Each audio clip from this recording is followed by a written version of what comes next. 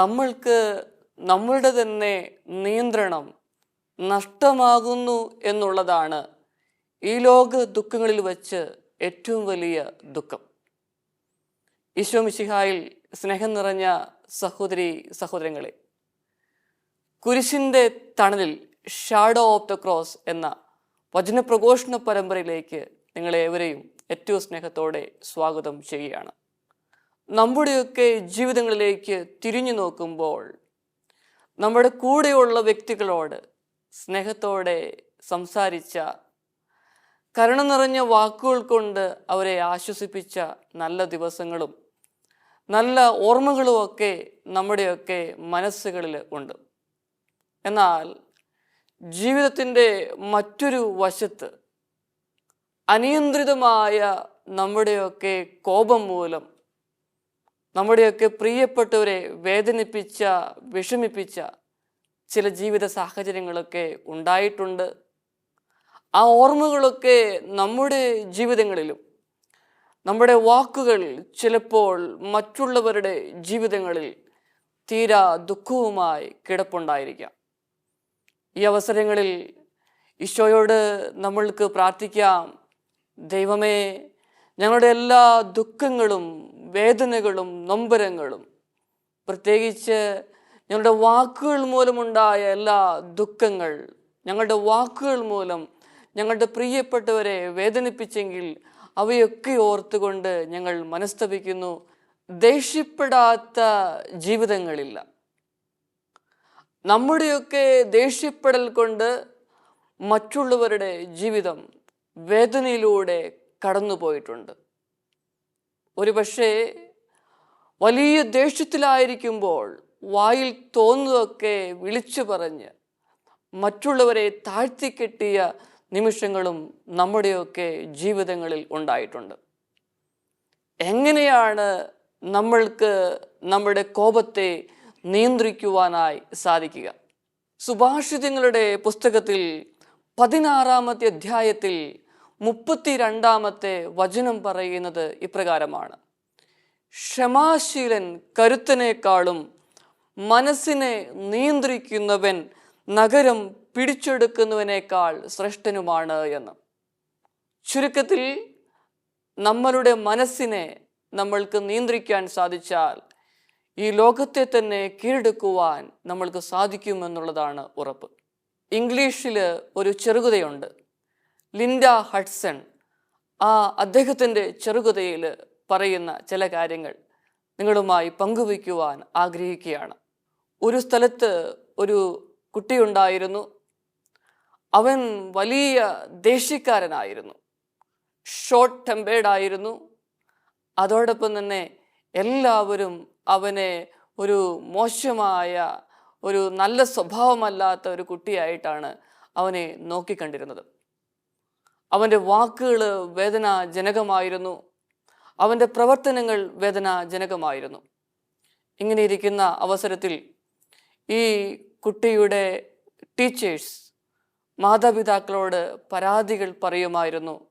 മറ്റുള്ളവർ ഈ കുട്ടിയെക്കുറിച്ച് കൊടുക്കുന്ന ഫീഡ്ബാക്ക് എല്ലാം ടീച്ചേഴ്സ് ഈ പിതാവിൻ്റെ അടുക്കൽ അവതരിപ്പിക്കുമായിരുന്നു. ഒരു ദിവസം ഈ മകൻ്റെ പിതാവ് അവന് ഒരു ബാഗിൽ ഒരു സമ്മാനം കൊടുക്കുകയാണ് ചെയ്യുന്നത്. സമ്മാനം കൊടുത്തതിന് ശേഷം ഈ മകനോട് പറഞ്ഞു, ഈ ബാഗിൽ ഒരു വലിയ ഒരു ചുറ്റികയുണ്ട്, കുറേ ആണികളുമുണ്ട് എന്ന്. ആ പിതാവ് അവനോട് പറഞ്ഞത് ഇപ്രകാരമാണ്: മോനെ, എനിക്ക് നന്നായിട്ട് മനസ്സിലാക്കാനായിട്ട് പറ്റുന്നുണ്ട്, മോൻ്റെ അവസ്ഥ എനിക്ക് മനസ്സിലാക്കാൻ സാധിക്കുന്നുണ്ട്. ഒരു കാര്യം ചെയ്താൽ മതി, മോന് മകനെ തന്നെ നിയന്ത്രിക്കാനായിട്ട് സാധിക്കാതെ വന്നു കഴിയുമ്പോൾ നീ എപ്പോഴൊക്കെ ദേഷ്യപ്പെടുന്നുവോ ആ സമയത്തൊക്കെ ഈ ബാഗിൽ നിന്നും ഒരാണിയെടുത്ത്, നമ്മുടെ വേലിയുണ്ട്, ആ വേലിയിൽ വലിയൊരു മരമുണ്ട്, ആ മരത്തിൽ നീ ചുറ്റിക കൊണ്ട് അടിക്കുകയെന്ന്. ഈ മകനും ആഗ്രഹമുണ്ടായിരുന്നു അവനെ തന്നെ നിയന്ത്രിക്കണമെന്ന്. അങ്ങനെ അവൻ എപ്പോഴൊക്കെ ദേഷ്യമുണ്ടായോ ആ സമയത്തൊക്കെ ബാഗിൽ നിന്നും ഒരാണിയെടുത്ത് ചുറ്റിക ഉപയോഗിച്ച് ആ വേലിയുടെ അടുത്ത് നിൽക്കുന്ന മരത്തിലേക്ക് അവൻ ആഞ്ഞടിക്കുകയാണ് ചെയ്യുന്നത്. ആദ്യത്തെ ദിവസം അവൻ്റെ പിതാവ് ചോദിച്ചു, ഇന്നത്തെ ദിവസം എങ്ങനെയുണ്ടായിരുന്നു? അവൻ മറുപടി പറഞ്ഞു, സന്തോഷപ്രദമായിരുന്നു. പതിവ് പോലെ ദേഷ്യങ്ങളൊക്കെ വന്നു, എങ്കിലും ഞാൻ പിതാവ് പറഞ്ഞതുപോലെ ചെയ്യുവാനായി ശ്രമിച്ചു. അവൻ ഈ ദിവസം ഏകദേശം 40 ആണികൾ ഈ മരത്തേൽ അടിച്ചു. പിന്നീട് മുമ്പോട്ടുള്ള ജീവിതം ഏകദേശം ഒരാഴ്ചയായി. ഈ പിതാവ് ചോദിച്ചു, എത്ര ആണി വരെ നീ അടിച്ചു? അവൻ പറഞ്ഞു, ഏകദേശം 100 ആണികൾ വരെ ഈ മരത്തേൽ അടിച്ചു എന്ന് പറഞ്ഞു. പിതാവ് ഒരു നേർത്ത പുഞ്ചിരിയോടുകൂടെ പറഞ്ഞു, എനിക്കറിയാം ബാഗിലെ ആണികളൊക്കെ തീർന്നു എന്ന്. ഇനി മകൻ ചെയ്യേണ്ട ഒരു കാര്യമുണ്ട്.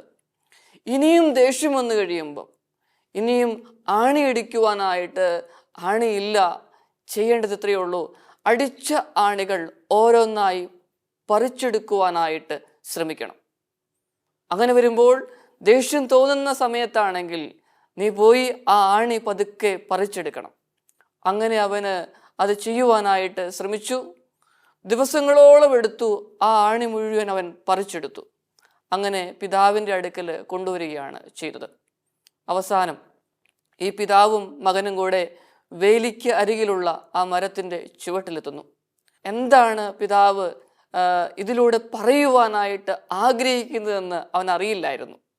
പിതാവ് അവനോട് പറഞ്ഞു, മകനെ നോക്കുക ഈ മരത്തിലേക്ക്. ഈ മരത്തിൽ എത്ര പാടുകളുണ്ട്. അവൻ നോക്കി, ധാരാളം പാടുകൾ ഈ മരത്തിൽ അവശേഷിക്കുന്നു. അവൻ ദേഷ്യം വന്നപ്പോൾ ആണി അടിച്ചു കയറ്റി. പിന്നീട് അവനത് നിയന്ത്രിക്കാനായിട്ട് ശ്രമിച്ചു. അങ്ങനെ അവൻ ആ ആണികളൊക്കെ ഒന്നൊന്നായി പറിച്ചെടുക്കുകയും ചെയ്തു.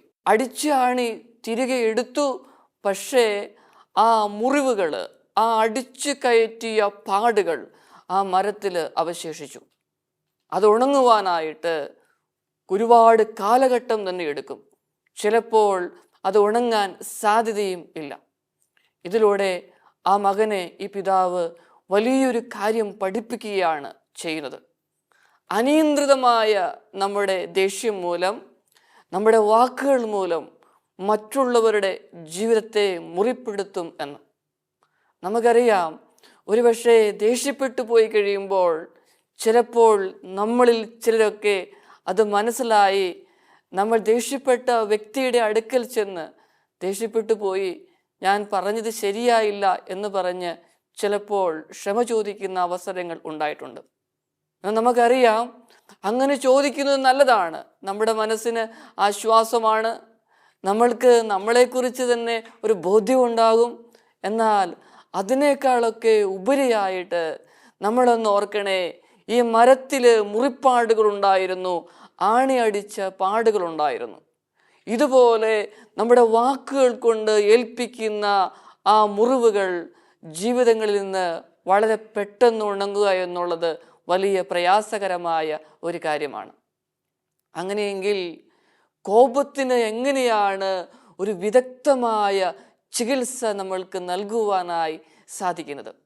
വിശുദ്ധ പൗലോസ് അപ്പോസ്തലൻ എഫേസോസുകാർക്ക് എഴുതിയ ലേഖനത്തിൽ 4-ാമത്തെ അധ്യായത്തിൽ 26-ാമത്തെ വചനം പറഞ്ഞു വെക്കുന്നത് ഇപ്രകാരമാണ്: നിങ്ങളുടെ കോപം സൂര്യൻ അസ്തമിക്കുന്നത് വരെ നീണ്ടുപോകാതിരിക്കട്ടെ എന്ന്.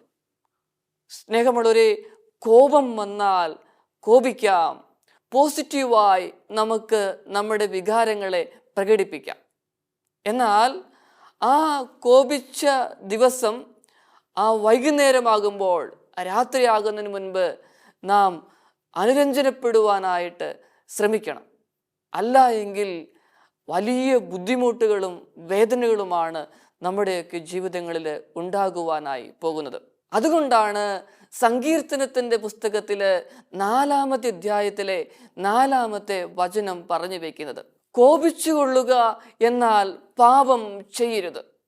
കോപിച്ചുകൊള്ളുക എന്നാൽ പാപം ചെയ്യരുത്. കിടക്കയിൽ വെച്ച് ധ്യാനിച്ച് മൗനമായി ഇരിക്കുക. സ്നേഹമുള്ളവരെ, പൗലോസ് അപ്പോസ്തലൻ പറയുന്നതും സങ്കീർത്തകൻ പറയുന്നതും ഏകദേശം ഒരുപോലെയാണ്. അതായത്, കോപമെന്ന് പറയുന്ന വികാരം ചിലപ്പോൾ പ്രകടിപ്പിക്കേണ്ട സാഹചര്യങ്ങൾ നമ്മുടെയൊക്കെ ജീവിതങ്ങളിൽ ഉണ്ടാകും. അത് പ്രകടിപ്പിക്കാതിരുന്നാൽ ഉള്ളിൻ്റെ ഉള്ളിൽ വലിയ സംഘർഷമാണ്. കാരണം പറയേണ്ട സ്ഥലത്ത് വെച്ച് പറയേണ്ട വ്യക്തികളോട് പറയേണ്ടതുപോലെ പറഞ്ഞില്ലെങ്കിൽ അത് വലിയ ബുദ്ധിമുട്ടാണ്. പോസിറ്റീവായി അതിനെ സ്വീകരിക്കാനും പോസിറ്റീവായി നമ്മൾക്ക് അവതരിപ്പിക്കുവാനും സാധിച്ചാൽ ജീവിതം ധന്യമായി എന്നുള്ളത് ഉറപ്പാണ്. അങ്ങനെ വന്നാൽ നമ്മളത് പറയണം. പറയാതിരുന്നു കഴിഞ്ഞാൽ അത് വലിയ ബുദ്ധിമുട്ടായിട്ട് മാറും. ഇവിടെ നമ്മൾ ഉപയോഗിക്കുന്ന വാക്കുകൾ, നമ്മുടെ ശൈലി, അതൊക്കെ വലിയ പ്രാധാന്യമുള്ളതാണ്. അങ്ങനെയെങ്കിൽ നമ്മുടെയൊക്കെ ജീവിതങ്ങളിലേക്ക് തിരിഞ്ഞു നോക്കാം. പ്രത്യേകിച്ച് ഈ വചന സന്ദേശം കേൾക്കുന്ന സമയത്ത് നമ്മുടെയൊക്കെ ജീവിതങ്ങളിൽ ആരെയെങ്കിലും ഒന്ന് മുറിപ്പെടുത്തിയിട്ടുണ്ടെങ്കിൽ, നമ്മുടെ വാക്കുകൾ കൊണ്ട് മുറിപ്പെടുത്തിയിട്ടുണ്ടെങ്കിൽ ദൈവത്തോട് നമുക്ക് മാപ്പ് ചോദിക്കാം. അതേസമയം ആരുടെയെങ്കിലും വാക്കുകൾ ഇപ്പോഴും ശരങ്ങൾ പോലെ നമ്മുടെ ഹൃദയത്തിലേക്ക് തളച്ചു കയറുന്നുണ്ടെങ്കിൽ സ്നേഹമുള്ളവരെ, ആ ഓർമ്മകളെല്ലാം ഈ നിമിഷം യേശുവിന് മുമ്പിൽ കൊടുത്ത് നമ്മൾക്ക് പ്രാർത്ഥിക്കാം. കോപത്തെക്കുറിച്ച് പറയുമ്പോൾ മനഃശാസ്ത്രജ്ഞന്മാർ പറയുന്ന ഒരു കാര്യമുണ്ട്. അതായത് നമ്മൾ ദേഷ്യപ്പെട്ട് വന്നു കഴിയുമ്പോൾ, അല്ലെങ്കിൽ ഒരു വ്യക്തിയോട് ശത്രുത, കോപം, ദേഷ്യം വച്ചു പുലർത്തുകയാണെങ്കിൽ ആ വ്യക്തിയെ നമ്മൾ ജീവിതകാലം മുഴുവൻ വഹിച്ചു നടക്കുകയാണ് ചെയ്യുന്നത്. ഒരുപക്ഷെ നമ്മൾ ഭക്ഷണം കഴിക്കാൻ പോകുന്നതിന് മുൻപ് ആ സാഹചര്യവും ആ വ്യക്തിയെയും നമ്മൾ ഓർമ്മിപ്പിക്കും. അല്ലെങ്കിൽ ഉറങ്ങാൻ പോകുന്നതിന് മുൻപ് ഉറങ്ങി എഴുന്നേറ്റ് കഴിയുമ്പോൾ ആ വ്യക്തിയും സാഹചര്യങ്ങളും നമ്മുടെ മുമ്പിലേക്ക് വരും. അങ്ങനെ വരുമ്പം ആ നെഗറ്റീവ് ചിന്തകൾ നമ്മുടെ മനസ്സിനെ ഒന്ന് മരവിപ്പിക്കും. നമുക്ക് സന്തോഷിക്കുവാനായിട്ട് സാധിക്കത്തില്ല. ജീവിതങ്ങളിലേക്ക് തിരിഞ്ഞു നോക്കിയാൽ നന്മകൾ ഒരുപാടുണ്ട്, അനുഗ്രഹങ്ങൾ ഒരുപാടുണ്ട്. എന്നാൽ ആ നെഗറ്റീവ് ചിന്തകൾ, ആ സാഹചര്യങ്ങൾ, വേദനിക്കുന്ന അനുഭവങ്ങൾ നമ്മളെപ്പോഴും വഹിച്ചുകൊണ്ട് നടക്കുകയാണ്. സ്നേഹമുള്ളവരെ, അങ്ങനെയുള്ള അവസരത്തിലാണ് വചനം നമ്മൾ പ്രാവർത്തികമാക്കേണ്ടത്. നമ്മുടെയൊക്കെ ദേഷ്യവും അസ്വസ്ഥതയുമൊക്കെ സൂര്യൻ അസ്തമിക്കുന്നതിന് ശേഷം നീണ്ടുപോകാതിരിക്കട്ടെ. കിടക്കയിൽ വെച്ച് തന്നെ മൗനമായി ധ്യാനിച്ച് മനസ്സിനെ ശാന്തമാക്കി ദൈവത്തിങ്കിലേക്ക് തിരിച്ചു വരുവാനായിട്ട് സാധിക്കട്ടെ. നമ്മുടെയൊക്കെ കോപം നിയന്ത്രിക്കാതെ പൊട്ടിത്തെറിക്കുമ്പോൾ രണ്ട് കാര്യങ്ങളാണ് സംഭവിക്കുക. ഒന്ന്, ബന്ധങ്ങൾ തകരുന്നു. നമുക്കറിയാം, ഒരു വാക്കിന് ഒരു മനുഷ്യനെ ഉയർത്താനും ഒരു വാക്കിന് ഒരു മനുഷ്യനെ തളർത്താനും പറ്റുമെന്ന്. നീ ചെയ്യുന്നതൊക്കെ നല്ലതാണ്, വലിയ കഴിവുള്ള ഒരു വ്യക്തിയാണ് എന്ന് പറയുമ്പോൾ, ഒത്തിരി നന്മകൾ എനിക്ക് ചെയ്ത് തന്നിട്ടുണ്ടല്ലോ എന്ന് പറഞ്ഞ് പ്രോത്സാഹിപ്പിക്കുമ്പോൾ ഒരുവൻ്റെ ജീവിതം വലിയ സന്തോഷത്തിലേക്ക് പോവുകയാണ് ചെയ്യുക. വലിയ മനസാന്നിധ്യം വീണ്ടെടുത്ത് ജീവിക്കാനുള്ള പ്രേരണ നൽകുകയാണ് ചെയ്യുന്നത്. മറുവശത്ത് നിന്നെയൊന്നും കൊള്ളത്തില്ല, നീ പറഞ്ഞതുപോലെ ചെയ്തിട്ടില്ല എന്ന് പറഞ്ഞ് കുറ്റപ്പെടുത്തുമ്പോൾ മനസ്സ് മരവിച്ചു പോകുന്ന അവസരങ്ങളിലേക്ക് എത്തുകയാണ് ചെയ്യുന്നത്. ആയതിനാൽ സ്നേഹമുള്ളവരെ, സുഭാഷിതങ്ങളുടെ പുസ്തകത്തിൽ 15-ാമത്തെ അധ്യായത്തിൽ 1-ാമത്തെ വചനം പറയുന്നത് ഇപ്രകാരമാണ്: സൗമ്യമായ മറുപടി ക്രോധം ശമിപ്പിക്കുന്നു എന്ന്. സൗമ്യമായ മറുപടി ക്രോധം ശമിപ്പിക്കുന്നു എന്ന്. അങ്ങനെയെങ്കിൽ നമ്മുടെയൊക്കെ വ്യക്തിബന്ധങ്ങളെ, സമൂഹ ജീവിതത്തിലെ ബന്ധങ്ങൾ, കുടുംബജീവിതത്തിലെ തിക്ത അനുഭവങ്ങൾ, ആ അനുഭവങ്ങളെല്ലാം മാറ്റി നല്ല ബന്ധങ്ങളിലേക്ക് തിരിച്ചു വരുവാനായിട്ട് സാധിക്കണം. നല്ല വാക്കുകൾ പറയുവാനായിട്ട്, പ്രോത്സാഹിപ്പിക്കുവാനായിട്ട് നമ്മൾ തയ്യാറാകണം. സ്നേഹമുള്ളവരെ, നമുക്കറിയാം, 10 ലിറ്റർ പാൽപ്പായസത്തിലേക്ക് ഒരു തുള്ളി മണ്ണെണ്ണ വീണാൽ ആ പാൽപ്പായസത്തിൻ്റെ ആ രുചി ഇല്ലാതാകും. ഇതുപോലെയാണ് നമ്മൾ ഒത്തിരി നന്മ ചെയ്യുന്ന വ്യക്തികളാണെങ്കിൽ പോലും ഒരുപക്ഷെ നമ്മൾ അറിയാതെ നമ്മളുടെ നിയന്ത്രണം നഷ്ടമായി നമ്മൾ പറയുന്ന വാക്കുകളൊക്കെ മറ്റുള്ളവരുടെ ജീവിതത്തെ ഇതുപോലെ നശിപ്പിച്ചു കളയും. എത്ര നന്മ ചെയ്താലും അതെല്ലാം ഇല്ലാതാകും. ഈ മണ്ണെണ്ണത്തുള്ളി പാൽപ്പായസത്തിലെ രുചി മാറ്റിക്കളയുന്നത് പോലെ നമ്മുടെ ചില വാക്കുകൾ നമ്മുടെ ബന്ധങ്ങളെ തകർക്കുകയാണ് ചെയ്യുന്നത്. ഒരു സഹോദരൻ പങ്കുവെച്ചത് ഓർമ്മിക്കുന്നു. അദ്ദേഹം പറഞ്ഞു, അച്ചോ, എനിക്കെൻ്റെ ഭാര്യയെയും മക്കളെയും ഒക്കെ വലിയ ഇഷ്ടമാണ്. പക്ഷേ എൻ്റെ ജോലി അത് വലിയ പ്രയാസമുള്ള ഒരു ജോലിയാണ്. ഞാൻ ഒരു ദിവസം 12 മുതൽ 14 മണിക്കൂർ വരെ ജോലി ചെയ്യുന്നുണ്ട്. ആ ജോലിയിൽ എനിക്ക് സന്തോഷമുണ്ട്, സാമ്പത്തികമായ ഔന്നത്യവുമുണ്ട്. പക്ഷേ വലിയ സ്ട്രെസ്സിലൂടെ കടന്നു പോവുകയാണ് ചെയ്യുന്നത്. അങ്ങനെ വന്നു കഴിയുമ്പം, ഈ ജോലിയെല്ലാം കഴിഞ്ഞ് വന്നു കഴിയുമ്പം ഒരുപക്ഷെ ഞാൻ ആഗ്രഹിക്കുന്നത് പോലെ ജീവിത പങ്കാളിയും മക്കളും പ്രവർത്തിക്കാതെ വന്നു കഴിയുമ്പം ഞാൻ പൊട്ടിത്തെറിക്കും. പൊട്ടിത്തെറിച്ച് എന്തൊക്കെയാണ് ഞാൻ വിളിച്ചു പറയുന്നതെന്ന് എനിക്ക് തന്നെ ഓർമ്മയില്ല. അദ്ദേഹം പറഞ്ഞത് ഇപ്രകാരമാണ്: ഞാൻ എന്നെ തന്നെ നിയന്ത്രിക്കുവാനായിട്ട് പരിശ്രമിക്കുന്നു. എൻ്റെ വാക്കുകൾ കൊണ്ട് അവരെ വേദനിപ്പിച്ചുവെന്ന് എനിക്കറിയാം, കുറ്റബോധമുണ്ട്. പക്ഷേ എനിക്ക് വീണ്ടും ഞാൻ പഴയ സാഹചര്യത്തിലേക്ക് പോവുകയാണ് ചെയ്യുന്നത്. നല്ല ശമ്പളമുണ്ട്. ആഴ്ചയുടെ അവസാനം ഞാൻ എൻ്റെ വേദനയും ദുഃഖവും ഒക്കെ മറക്കാൻ, അവരെ വേദനിപ്പിച്ചല്ലോ എന്ന ബോധ്യം ചിന്ത വരുമ്പം ഞാൻ അവരെയും കൂട്ടി ഷോപ്പിങ്ങിന് പോകും, പിന്നെ ചെറിയ പിക്നിക്കുകൾക്കൊക്കെ പോകും. പിന്നെയും ഞാൻ തിരിച്ചു വരും, പഴയതുപോലെ പ്രവർത്തിക്കും. എൻ്റെ നിയന്ത്രിക്കാൻ പറ്റാത്ത കോപം മൂലം എൻ്റെ കുടുംബജീവിതം അസ്വസ്ഥമാണ്. ഞാൻ ശ്രദ്ധിച്ചു വച്ചോ, എത്രമാത്രം ഞാൻ കഠിനാധ്വാനം ചെയ്ത് എത്രമാത്രം ഞാൻ സമ്പത്ത് അവർക്ക് വേണ്ടി ചെലവഴിച്ചാലും അവർക്കൊന്നും എന്നോട് ഒരു സ്നേഹവും ഇല്ല. കാരണം എന്താ? എൻ്റെ വാക്കുകൾ ചില ജീവിത സാഹചര്യങ്ങളിൽ അവരെ മുറിപ്പെടുത്താറുണ്ട്. ആ വേദന ഇപ്പോഴും എൻ്റെ മനസ്സിലുണ്ട് എന്ന് അദ്ദേഹം പങ്കുവച്ചു. സ്നേഹമുള്ളവരെ, ഇവിടെയാണ് നമുക്ക് മനസ്സിലാക്കുവാനായിട്ട് സാധിക്കുക സൗമ്യമായ മറുപടി അത് ക്രോധം ശമിപ്പിക്കുന്നു എന്ന്. ഇനി രണ്ടാമത്തെ കാര്യം, അനിയന്ത്രിതമായ കോപം നമ്മുടെ ആരോഗ്യത്തെ നശിപ്പിച്ചു കളയുകയാണ് ചെയ്യുന്നത്. നമുക്കറിയാം, പഠനങ്ങൾ പറയുന്നത് ഇപ്രകാരമാണ്: കോപിക്കുന്ന വ്യക്തികൾക്ക്, പ്രത്യേകിച്ച് ഹൃദ്രോഗമുള്ള വ്യക്തികളാണെങ്കിൽ അവർക്ക് ഹൃദ്രോഗ സാധ്യത കൂടുതലാണ്. കോപിച്ച് 2 മണിക്കൂർ കഴിഞ്ഞ് കഴിയുമ്പം അവരിൽ ഒരുപാട് പരിവർത്തനം സംഭവിക്കുന്നു. ഹൃദ്രോഗത്തിൽ അറ്റാക്ക് വരാനുള്ള സാധ്യത കൂടുതലാണ് എന്ന് പഠനങ്ങൾ തെളിയിക്കുകയാണ് ചെയ്യുന്നത്. അതോടൊപ്പം തന്നെ സ്ട്രോക്കിൻ്റെ സാധ്യത വർദ്ധിക്കുന്നു. നമുക്കറിയാം, തലച്ചോറിലെ രക്തം കട്ട പിടിച്ചാണ് സ്ട്രോക്ക് കൂടുതലായും ഉണ്ടാവുക. അപ്പോൾ ഇങ്ങനെയുള്ള വ്യക്തികളിൽ ഈ സ്ട്രോക്ക് വരാനായിട്ടുള്ള സാധ്യതകൾ കൂടുതലാണ്. കൂടാതെ വിഷാദരോഗം, ഉത്കണ്ഠ ഇവയിലേക്കൊക്കെ കോപിക്കുന്ന വ്യക്തികൾ വഴുതി വീഴാറുണ്ട്. സ്നേഹമുള്ളവരെ, അങ്ങനെയെങ്കിൽ നമ്മുടെ ബന്ധങ്ങളെ വീണ്ടെടുക്കുവാനായിട്ട് നമ്മൾക്ക് നമ്മളെ തന്നെ നിയന്ത്രിക്കുവാനായിട്ട് ശ്രമിക്കാം. അങ്ങനെ വന്നു കഴിയുമ്പോൾ കോപത്തെ നിയന്ത്രിക്കുവാൻ നമ്മൾ എന്ത് ചെയ്യണമെന്നുള്ളതാണ് അടുത്ത ചോദ്യം. കോപത്തെ നിയന്ത്രിക്കുവാനായി നമുക്ക് ചെയ്യുവാൻ സാധിക്കുക, സ്നേഹമുള്ളവരെ, മനസ്സിനെ ഒന്ന് ശാന്തമാക്കണം. നമുക്കറിയാം, മനസ്സ് മരുഭൂമി ആകുന്നത് ജീവിതം തിരക്കേറുമ്പോഴാണ്. അങ്ങനെ വന്നാൽ മനസ്സിനെ ശാന്തമാക്കുവാനായി ശ്രമിക്കുമ്പോൾ വലിയ ആശ്വാസം നമുക്ക് ലഭിക്കും.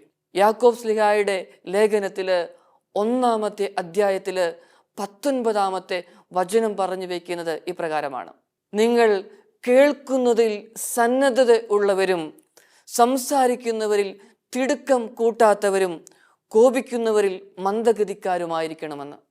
അങ്ങനെയെങ്കിൽ ഒരു വ്യക്തി നമ്മളോട് സംസാരിക്കുമ്പം അവരെ മുഴുവൻ കേൾക്കുവാനായി, കേട്ടതിന് ശേഷം നല്ല തീരുമാനങ്ങൾ അവരോട് അതിൻ്റെ അടിസ്ഥാനത്തിൽ പറയുവാനായിട്ട് ശ്രമിക്കുമ്പോൾ നമ്മൾ വലിയ ശാന്തതയിലേക്കാണ് വരിക.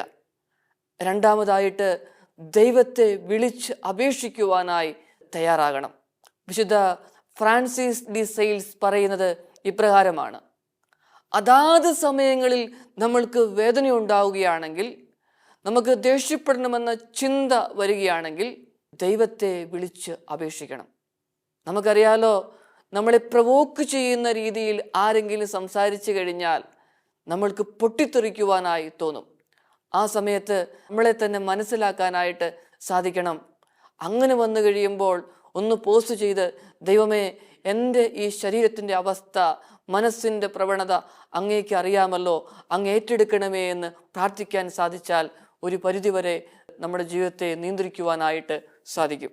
അതോടൊപ്പം തന്നെ പ്രിയപ്പെട്ടവരെ, ആരോഗ്യപരമായ സംഭാഷണം ശീലിക്കുന്നത് നല്ലതാണ്. സുഭാഷിതങ്ങളുടെ പുസ്തകത്തിൽ 16-ാമത്തെ അധ്യായത്തിൽ 24-ാമത്തെ വചനം പറയുന്നത് ഇപ്രകാരമാണ്: ഹൃദ്യമായ വാക്ക് തേൻ പോലെയാണ്, അത് ആത്മാവിന് മധുരവും ശരീരത്തിന് ആരോഗ്യപ്രദവുമാണ് എന്ന്. അങ്ങനെയെങ്കിൽ ആരോഗ്യകരമായ ഒരു സംഭാഷണ ശൈലി രൂപപ്പെടുത്തുവാനായിട്ട് ശ്രമിക്കണം. പ്രത്യേകിച്ച് കുടുംബത്തിലും സമൂഹത്തിലുമൊക്കെ ജീവിക്കുമ്പം നമ്മുടെയൊക്കെ നല്ല രീതിയിലുള്ള പെരുമാറ്റം, സംസാര ശൈലികൾ കൊണ്ട് മറ്റുള്ളവർക്ക് പ്രതീക്ഷ കൊടുക്കുവാനായിട്ട് സാധിക്കണം. അതോടൊപ്പം തന്നെ സുഹൃതങ്ങൾ അഭ്യസിക്കുവാനായി തയ്യാറാകണം. ചില വ്യക്തികളെ സംബന്ധിച്ച് പറയുകയാണെങ്കിൽ അവർ പ്രവർത്തിക്കുന്ന ഓഫീസിലും മറ്റു പല മണ്ഡലങ്ങളിലും അവരെപ്പോഴും നല്ലവരായിരിക്കും, നല്ല പെരുമാറ്റമായിരിക്കും. എന്നാൽ വീട്ടിലുള്ളവരോട് വലിയ വേദനയോടെ, വിഷമത്തോടു കൂടിയാണ് ചെലവഴിക്കുക. അങ്ങനെയെങ്കിൽ വീട്ടിൽ തന്നെ വെച്ച് നല്ല സുഹൃതങ്ങൾ അഭ്യസിക്കുവാനായിട്ട് ശ്രമിക്കുമ്പോൾ നമ്മുടെ കൂടെയുള്ളവരെ മുറിപ്പെടുത്താതെ ജീവിക്കുവാനായിട്ട് സാധിക്കും. എന്തുകൊണ്ടാണ് നമ്മൾ കോപിക്കുന്നത്? നമുക്കറിയാം, കോപിക്കാൻ പല കാരണങ്ങളുണ്ട്. നമ്മൾ ആഗ്രഹിക്കുന്ന രീതിയിൽ ഒരു കാര്യം നടക്കാതെ വന്നു കഴിഞ്ഞാൽ നമ്മൾ അറിയാതെ പൊട്ടിത്തെറിക്കുകയാണ്. അങ്ങനെ വന്നു കഴിയുമ്പം ആ ആഗ്രഹത്തെ നമ്മൾ ദൈവത്തിൻ്റെ മുമ്പിലേക്ക് കൊടുക്കുവാനായിട്ട് സാധിക്കണം. ഒരുപക്ഷെ വീടിന് വേണ്ടി കഠിനാധ്വാനം ചെയ്യുന്നുണ്ട്. അങ്ങനെ വന്നു കഴിയുമ്പം ജീവിത പങ്കാളിയിൽ നിന്നും മക്കളിൽ നിന്നൊക്കെ വേണ്ടത്ര സ്നേഹവും പരിഗണനയും ഒക്കെ കിട്ടാതെ വന്നു കഴിയുമ്പം, അല്ലെങ്കിൽ നമ്മൾ ജോലി ചെയ്യുന്ന സ്ഥാപനത്തിൽ നിന്ന് നമുക്ക് അർഹമായ സ്നേഹവും അതോടൊപ്പം നമ്മൾ ആഗ്രഹിക്കുന്ന രീതിയിലുള്ള സാമ്പത്തികമായ ഔന്നത്യവും ഒക്കെ കിട്ടാതെ വന്നു കഴിയുമ്പം നമ്മുടെ മനസ്സിൽ അസ്വസ്ഥതയാണ്. ഇത് കോപത്തിലേക്ക് നയിക്കുകയാണ്. അങ്ങനെയാണെങ്കിൽ ആ ജീവിത സാഹചര്യങ്ങളെ നമ്മൾക്ക് മനസ്സിലാക്കുവാനായിട്ട് സാധിക്കണം. അതോടൊപ്പം തന്നെ ഭയപ്പാട്, നമ്മുടെ ഭയങ്ങൾ, അത് കോപത്തിലേക്ക് നയിക്കുന്ന മറ്റൊരു കാര്യമാണ്. ജീവിതത്തിൽ തോൽക്കുമെന്ന് പറയുന്ന ചിന്തയാണ് ഭയത്തിലേക്ക് നയിക്കുന്നത്. നമുക്കറിയാം, ടൂർണമെൻറ്റിൽ പ്രത്യേകിച്ചൊരു ടീം തോൽക്കുകയാണെങ്കിൽ അവർ റഫറിയോടും കോച്ചിനോടുമൊക്കെ അകാരണമായി ദേഷ്യപ്പെടുന്നത് കാണാം. അപ്പോൾ ഓരോ കോപത്തിൻ്റെയും പിന്നിൽ തോൽക്കുമെന്ന ഒരു ഭയം ഒളിഞ്ഞു കിടപ്പുണ്ട്. അങ്ങനെ വന്നു കഴിഞ്ഞാൽ ആ ഭയത്തെ നമ്മൾ മനസ്സിലാക്കണം. ചിലരെ സംബന്ധിച്ചിടത്തോളം ഡിസയർ ടു കൺട്രോൾ, മറ്റുള്ളവരെ നിയന്ത്രിക്കണമെന്ന ഒരു ചിന്തയുമുണ്ട്. ഇതെല്ലാം പുറപ്പെടുന്നത് ഭയത്തിൽ നിന്നാണ്. ഈ ഭയാനകമായ ഭയപ്പെടുത്തുന്ന സാഹചര്യങ്ങളെ ദൈവത്തിൻ്റെ മുമ്പിൽ കൊടുക്കുവാനായി നമ്മൾക്ക് സാധിക്കണം. അതോടൊപ്പം തന്നെ സ്ട്രെസ്സ്, നമുക്കറിയാലോ, ഈ കോവിഡിന് ശേഷം ജോലി മേഖലയിലൊക്കെ വലിയ സ്ട്രെസ്സ് കടന്നു വരുന്ന സാഹചര്യമുണ്ട് നമ്മുടെയൊക്കെ ജീവിതങ്ങളിലേക്ക്. വർക്ക് ലോഡ് കൂടുതലാണ്. നമുക്ക് ഒരു എൻ്റർടൈൻമെൻറ്റിന് വേണ്ടിയിട്ടുള്ള സമയമില്ലാതാകുന്നു. ഇനി അങ്ങനെ ഉണ്ടെങ്കിൽ തന്നെ ആ ജോലിയിൽ നിന്ന് അതിനെക്കുറിച്ച് ചിന്തിച്ചു കൊണ്ടിരിക്കുന്നു, ഫോൺ കോളുകൾ വരുന്നു, എപ്പോഴും സ്ട്രെസ്സായിട്ടുള്ള ഒരു അനുഭവത്തിലൂടെ പോവുകയാണ്. ഇങ്ങനെ വരുന്ന സാഹചര്യങ്ങൾ നമ്മൾ നിർബന്ധമായും നമ്മുടെ ഗാഡ്ജറ്റ്സ് ഒക്കെ മാറ്റിവെച്ച് നമ്മൾ നമ്മുടെ കുടുംബത്തിലുള്ള വ്യക്തികളുമായിട്ടും നമ്മുടെ സമൂഹത്തിലുള്ള വ്യക്തികളുമായിട്ടും മിങ്കിൾ ചെയ്യുവാനായിട്ട് ശ്രമിക്കണം. അങ്ങനെ വന്നു കഴിയുമ്പോഴേ നമ്മുടെ ജീവിതത്തെ വീണ്ടെടുക്കുവാനായിട്ട് ഒന്ന് റീഫ്രഷ് ചെയ്യുവാനായി സാധിക്കുകയുള്ളൂ. വീണ്ടും ചില കാര്യങ്ങളുണ്ട്. പഴയകാല മുറിവുകൾ നമ്മളെ കോപത്തിലേക്ക് നയിക്കും. ഉണങ്ങാത്ത മുറിവുകൾ. നമ്മളൊക്കെ പലപ്പോഴും ഇന്നലകളിൽ ജീവിക്കുന്നവരാണ്. ഏതോ ഒരു വാക്ക്, ഒരു വ്യക്തിയിൽ നിന്നുണ്ടായ തിക്ത അനുഭവം, ഇവയെല്ലാം നമ്മുടെ ജീവിതത്തെ മരവിപ്പിച്ച് കളയുകയാണ് ചെയ്യുന്നത്. അങ്ങനെയെങ്കിൽ സ്നേഹമുള്ളവരെ, ജെറമിയ പ്രവാചകന്റെ പുസ്തകത്തിൽ 17-ാമത്തെ അധ്യായത്തിലെ 14-ാമത്തെ വചനം പറയുന്നത് ഇപ്രകാരമാണ്: ദൈവമേ, എന്നെ സുഖപ്പെടുത്തണമേ, അപ്പോൾ ഞാൻ സുഖമാക്കപ്പെടും. ദൈവമേ, എന്നെ രക്ഷിക്കണമേ, അപ്പോൾ ഞാൻ രക്ഷിക്കപ്പെടും. അങ്ങ് മാത്രമാണ് എൻ്റെ പ്രത്യാശ. അങ്ങനെയെങ്കിൽ സ്നേഹമുള്ളവരെ, ഈ അവസരത്തിൽ കോപിക്കാനുള്ള സാഹചര്യങ്ങൾ നമ്മുടെ ജീവിതങ്ങളിൽ ധാരാളമുണ്ട്. കോപിച്ചുപോയ സാഹചര്യങ്ങൾ, നിമിഷങ്ങൾ ധാരാളമുണ്ട്. ഈ വചനം കേൾക്കുന്ന ഈ അവസരത്തിൽ ആ സാഹചര്യങ്ങളെയൊക്കെ ദൈവത്തിൻ്റെ കരങ്ങളിലേക്ക് നമ്മൾക്ക് കൊടുക്കാം. നമ്മുടെ വാക്കുമൂലം ആരെങ്കിലും മുറിപ്പെട്ടു പോയിട്ടുണ്ടെങ്കിൽ, ഇപ്പോഴും വേദനയിൽ ജീവിക്കുന്നുണ്ടെങ്കിൽ, മുറിപ്പാടുകൾ ഇപ്പോഴും അവരുടെ ഹൃദയത്തിലുണ്ടെങ്കിൽ, ദൈവമേ അങ്ങ് സൗഖ്യദായകനാണ്, അവരെ ശക്തിപ്പെടുത്തണമേ, അവരെ സുഖപ്പെടുത്തണമേ എന്ന് പ്രാർത്ഥിക്കാം. നമ്മുടെ എല്ലാ പ്രാർത്ഥനകളും ഈശോയുടെ മുമ്പിലേക്ക് സമർപ്പിക്കാം. ഈശോയെ, ഞങ്ങൾക്ക് ഞങ്ങളുടെ തന്നെ നിയന്ത്രണം ഏറ്റെടുക്കുവാൻ അങ്ങ് ആഗ്രഹിക്കുന്നത് പോലെ, അങ്ങ് ശാന്തശീലനും വിനീത ഹൃദയനുമായിരുന്നു, അതേ പാതയിൽ ചരിക്കുവാൻ ഞങ്ങളെയും സഹായിക്കണമേ. പിതാവിൻ്റെയും പുത്രൻ്റെയും പരിശുദ്ധാത്മാവിൻ്റെയും നാമത്തിൽ ആമേൻ.